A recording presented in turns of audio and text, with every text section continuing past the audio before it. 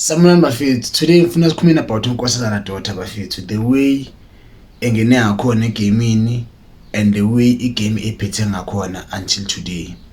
For example, unkosazana daughter before izongena egamini, she was like any other girl owenza music online, uppost and all that, and then wa recognize and then izwebhakaqala wasebenza noMaphori, you understand? And then kabe sebenza kanje, she maintained position akuyo until today, and it's been years and years and years esegamini. And mozohlala phansi ubheka when it's come to i-catalog yakhe inhle kakhulu, yabo, inhle kakhulu i-catalog kalento kankosazana bafethu ngendlela eyisimanga, yabo.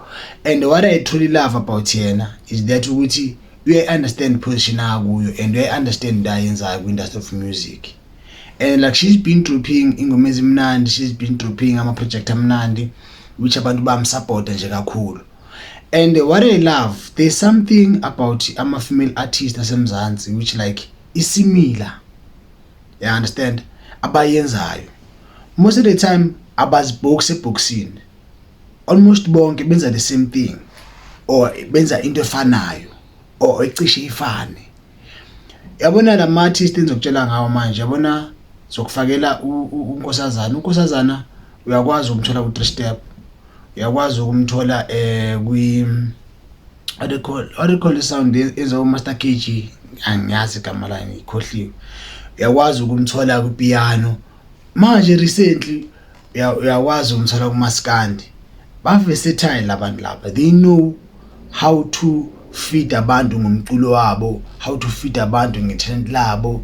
And into engithanda kakhulu about unkosazana, she truly love i-career yakhe when it's come to marketing, because enye into endiqwalasela ama-artist bangena egamini babe ne-impact but bangazibrandi.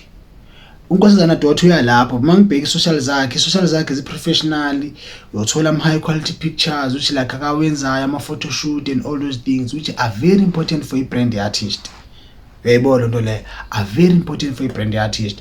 But mawuzobheka isikakhulu kule compo sound, it's by like ama-artist akhona ne-impact, ayathandwa, enza the best sound, quality sound, everything's on point. But mangena ama-social wabo, when it's come to ama-photo shoot and all those things, they don't do those such things.